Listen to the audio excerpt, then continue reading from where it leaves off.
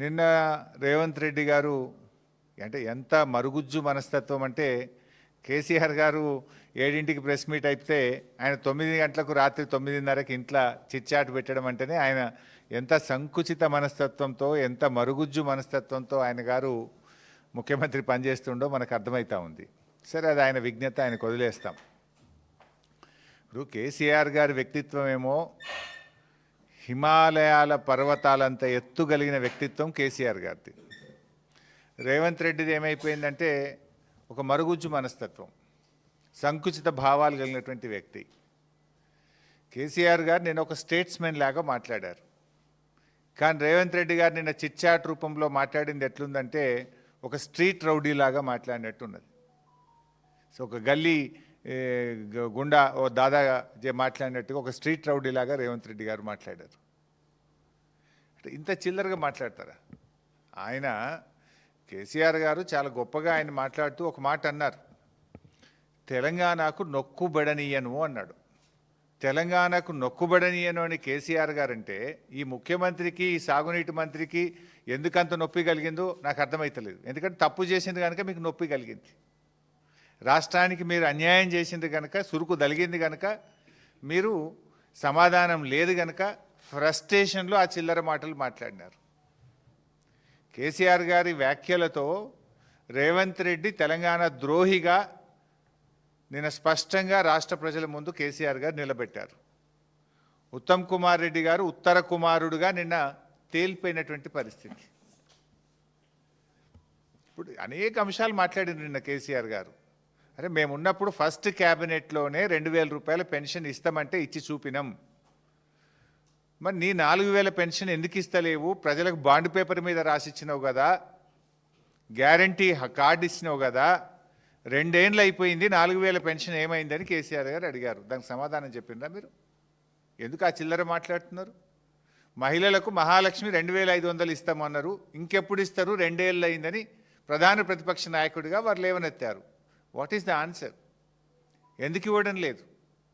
కాంగ్రెస్ పార్టీకి అపారమైన అనుభవం ఉన్నది, నిధులు ఎలా సమీకరించాలో ఎలా ఇవ్వాలో మాకు బాగా తెలుసని ఎన్నికల ముందు చెప్పింది కదా. ఏమైంది మీ అనుభవం? మీ అనుభవం అంతా దోపిడీకి, కమిషన్లకు, వాటాలకు, లూటీలకే సరిపోతుందా? అరే, ఎరువులు దొరుకుతలేవు. బీఆర్ఎస్ ఉన్నప్పుడు ఆటో డ్రైవర్కి ఫోన్ చేస్తే ఇంటికాడ ఎరువుల బస్తాలు దించిపోయినరు, బాయికాడ దించిపోయినరు. కాంగ్రెస్ వచ్చినాక మళ్ళీ చెప్పుల లైన్లో పెట్టే పరిస్థితి వచ్చింది. మళ్ళీ యాపులేంది, మ్యాపులేంది, రైతులను ఎందుకు గోసబెడుతున్నారు అని కేసీఆర్ గారు మాట్లాడారు. దానికి సమాధానం ఏది? అరే, ఫార్మా సిటీ అనేటువంటిది ఎందుకు, దాని ఇంపార్టెన్స్ ఏందో కేసీఆర్ గారు చెప్పారు. నగరంలో ఉన్నటువంటి జీడిమెట్ల కానీ అనేక రసాయనిక పరిశ్రమలు ఉన్నాయి, వాటన్నిటిని అక్కడ తరలించడానికి 5 ఏళ్ళు కష్టపడి చేసినాం. నీ ఇష్టం వచ్చినట్టు రియల్ ఎస్టేట్ వ్యాపారం చేయడం కాదు, హైదరాబాద్ ప్రజల శ్రేయస్సు కోసం ఫార్మా సిటీని అక్కడికి పెట్టాలనుకున్నాము అని చెప్పిండ్రు. దాని మీద ఏది మీ ఆన్సర్? ఏది? ఆయనేమో ఒక స్టేట్స్మెన్ లాగా ఈ రాష్ట్ర ప్రయోజనాల కోసం, ఈ హైదరాబాద్ ప్రయోజనాల కోసం కేసీఆర్ గారు మాట్లాడారు. కానీ రేవంత్ రెడ్డి గారు దీన్ని అంత సొల్లు మాటలు, ఆర్థిక అరాచకత్వం బీఆర్ఎస్ పాలనలో అని నిన్న రేవంత్ రెడ్డి గారు మాట్లాడినారు. అరే, నిన్నగాక మొన్న నువ్వు గ్లోబల్ సమ్మిట్ పెడితే గ్లోబల్ సమ్మిట్కి వచ్చిన టోనీ బ్లేర్, బ్రిటిష్ మాజీ ప్రధానమంత్రి గారు ఏం చెప్పినారు రేవంత్ రెడ్డి గారు? ఒకసారి వీడియో పెట్టుకొని చూడు, మర్చిపోతే. ప్రముఖ ఆర్థిక రంగ నిపుణులు, ఆర్బీఐ గవర్నర్ గౌరవనీయులు సుబ్బారావు గారు ఏం చెప్పినారు? ఒక్కసారి ఆ వీడియో చూడు. కొత్త రాష్ట్రమైన తెలంగాణ అద్భుతంగా ఆర్థిక ప్రగతిని సాధించింది, 3 రెట్ల జిఎస్డిపిని సాధించింది, 3 రెట్లు పర్ క్యాపిటా ఇన్కమ్ పెరిగింది అని కేసీఆర్ పాలనను నువ్వు పిలుచుకున్నటువంటి అతిథులే నిన్ను కూర్చోబెట్టి నీ సమక్షంలోనే చెప్పింది కదా. ఇంకా సిగ్గు లేకుండా ఏం మాట్లాడుతున్నావు? కేసీఆర్ గారు ఆర్థికంగా ఈ రాష్ట్రాన్ని పరిపుష్టిని సాధించారు. జిఎస్డిపి గ్రోత్ రేట్లో, పర్ క్యాపిటా గ్రోత్ రేట్లో దేశానికే మార్గదర్శకంగా ఈ తెలంగాణను నిలిపారు కేసీఆర్ గారని ఇలా ప్రపంచవ్యాప్తంగా పేరుగాంచిన టోనీ బ్లేర్ చెప్పిండ్రు, ఈ దేశంలో పేరుగాంచిన దువ్వూరి సుబ్బారావు గారు చెప్పిండ్రు, నువ్వు దోలుకొచ్చుకున్న గెస్ట్లే చెప్పిండ్రు. నువ్వు మాట్లాడేది నిజమా? ఆ ప్రముఖ ఆర్థిక రంగ నిపుణులు మాజీ ప్రధాని చెప్పేది నిజమా? ఎందుకు ఆ చిల్లర మాటలు మాట్లాడతావు? రాష్ట్రం పరువు తీయకు రాజకీయాల కోసం. ఈ రాష్ట్రం గొప్పగా ఉన్నది ఆర్థికంగా అని మాజీ ప్రధాని, మాజీ ఆర్బీఐ గవర్నర్లు ఒకవైపు కితాబిస్తుంటే నువ్వు రాజకీయాల కోసం ఎందుకు ఈ చిల్లర మాటలు మాట్లాడుతున్నావు? రాష్ట్ర ప్రజల పరువును ఎందుకు తీస్తున్నావు? రాష్ట్రం యొక్క గౌరవాన్ని ఎందుకు దెబ్బతీస్తున్నావు? రాష్ట్ర ప్రగతిని ఎందుకు దెబ్బతీస్తున్నావు అని అడుగుతా ఉన్నా. అసలు ఏమన్నా మాట్లాడితే ఏమన్నా ఒక సందర్భం ఉందా? ఇప్పుడు ఏదో పచ్చ కళ్ళద్దాలు పెట్టుకుంటే లోకమంతా పచ్చగా కనబడ్డట్టు ఈ రేవంత్ రెడ్డి బుద్ధే అది. ఎందుకంటే ఆయనే స్వయంగా చెప్పిండు, నా సొంత పార్టీ నాయకులనే తొక్కుకుంటా పెరిగినోన్ని అని నువ్వే చెప్పినావు కదా. నీ నాయకుడు, నీ మంత్రి కోమటిరెడ్డి వెంకటరెడ్డే చెప్పిండు, 50 కోట్లు పెట్టి మావాడు పిసిసి అధ్యక్ష పదవి కొనుక్కున్నాడు అని. 50 లక్షల రూపాయలు లంచం ఇస్తూ రెడ్ హ్యాండెడ్గా ఒక ఎమ్మెల్యేను కొనుగోలు చేసే ప్రక్రియలో పట్టుబడ్డ దొంగవు నువ్వు. అసలు నీకు నిజాయితీ ఎక్కడదయా? మా దృష్టిలో ఒక పార్టీ అనేది తల్లి లాంటిది. పార్టీ అధ్యక్షులు ఒక తండ్రి లాంటి వారు. 25 సంవత్సరాలుగా ఒక రాజకీయ పార్టీలో నిజాయితీగా, నిక్కచ్చిగా నాయకుడి అడుగుజాడల్లో త్యాగాల పునాదుల మీద ఎదిగిన నాయకత్వం మాది. నువ్వేందే చదువుకున్నది బీజేపీ లాంటి నువ్వే చెప్తివి. అదేవిధంగా పెరిగిందేమో తెలుగుదేశం లాంటివి, నౌకరేమో కాంగ్రెస్లో చేస్తున్నా అనబట్టివి. రేపేడుంటావో తెలియని రకం నువ్వు. పుట్టుకో దాంట్లో, చదువో దాంట్లో, నౌకరో దాంట్లో, రేపెండ్లుంటావో నువ్వు. అసలు నీకు నీతి, జాతి, విలువలు నీకేమైనా ఉన్నాయా? పైసలు పెట్టి పదవి కొనుక్కుంటావు, పూటకో పార్టీ మారుస్తావు. చొక్కాలు మార్చినంత ఈజీగా పార్టీలు మార్చిన నాయకుడు రేవంత్ రెడ్డి. అరే మేము సిల్వర్ జూబ్లీ జరుపుకున్నాం. ఎమ్మెల్యే పదవిని, మంత్రి పదవిని మా నాయకుడు ఆదేశిస్తే గడ్డిపోచల్లాగా త్యాగాలు చేసిన చరిత్ర మాది. వెన్నుపోట్లు పొడిచిన చరిత్ర నీది. నీకు మాకు నక్కకు నాగలోకు అనుకున్నంత తేడా ఉంది. నువ్వా మా గురించి మాట్లాడేది? నీకు మాట్లాడే అసలు నైతికత ఉందా నీకు?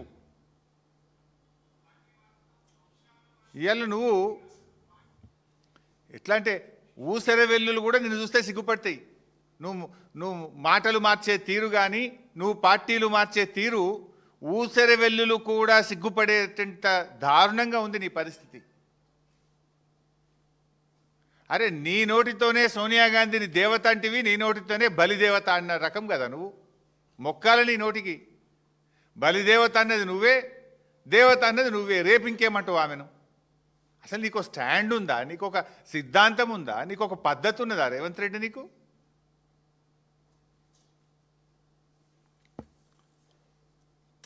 ఈరోజు నిన్న రేవంత్ రెడ్డి అన్ని అబద్ధాలే. కాళేశ్వరం లేకుండానే ఈ రాష్ట్రమట ధాన్యం ఉత్పత్తిలో దేశంలో నంబర్ 1 చేసినట్టు నువ్వు చేసినావు. నువ్వు రాకముందే 2022-23 ఇది అఫీషియల్ డాటా. 2022-23లోనే 258 లక్షల మెట్రిక్ టన్నుల ధాన్యం ఉత్పత్తి చేసి దేశంలో తెలంగాణను నంబర్ 1గా నిలిపిందే కేసీఆర్ ప్రభుత్వం ఇన్ ద ఇయర్ 2022-23. అప్పుడే ఇన్ని వడ్లు కొనలేమంటేనే కదా ఢిల్లీకి పోయి మేము ధర్నాలు చేసింది కేసీఆర్ గారి నాయకత్వంలో. ఇవాళ ధాన్యం సేకరణలో కూడా 2020-21లో 141 లక్షల మెట్రిక్ టన్నుల ధాన్యం సేకరించి నంబర్ 1గా నిలిచిందే తెలంగాణ. ఇంత నువ్వు వచ్చినాక ఎప్పుడు సేకరించలే. ఈరోజు కూడా కాళేశ్వరం ప్రాజెక్టు నీళ్ళే పంటలు పండుతున్నాయి. ఇప్పుడు మల్లన్న సాగర్ కింద పండే పంట కాళేశ్వరం కాదా? రంగనాయక సాగర్ కింద పండే పంట కాళేశ్వరం కాదా? అనంతగిరి కింద పండే పంట కాళేశ్వరం కాదా? అవన్నీ కాళేశ్వరంకి దేర్ ఆర్ 3 సోర్సెస్. ఒకటి, బాగా పంట వర్షాలు పడితే ఎస్ఆర్ఎస్పి నుంచే కాళేశ్వరం నీళ్లు వాడతాం. మధ్య తరహా వర్షాలు పడితే ఎల్లంపల్లి నుంచి నీళ్లు వాడతాం. కరువు పరిస్థితులు వస్తే మేడిగడ్డ నుంచి నీళ్లు వాడతాం. గత 2 సంవత్సరాలుగా వర్షాలు పడ్డాయి కనుక ఇటు ఎల్లంపల్లి అటు ఎస్ఆర్ఎస్పి నుంచే కాళేశ్వరం మోటార్లు ఆన్ చేసినాం. కాళేశ్వరం ద్వారా రిజర్వాయర్లు నింపినాం. కాళేశ్వరం ప్రాజెక్టు ద్వారా లక్షల ఎకరాలకు ప్రత్యక్షంగా పరోక్షంగా సాగునీరు అందించినాం. ఎందుకు ఆ చిల్లర మాటలు మాట్లాడతావు? నువ్వు రాకముందే దేశంలో #1 తెలంగాణ. ధాన్యం ఉత్పత్తిలో, డాక్టర్ల ఉత్పత్తిలో తెలంగాణ #1 చేసిందే కేసీఆర్. ఇవాళ ఇక ఉత్తమ్ కుమార్ రెడ్డి గారు ఇక అంటే బాధపడతారేమో కానీ ఆయన వెనకట కేసీఆర్ గారు కాళేశ్వరం మీద అసెంబ్లీలో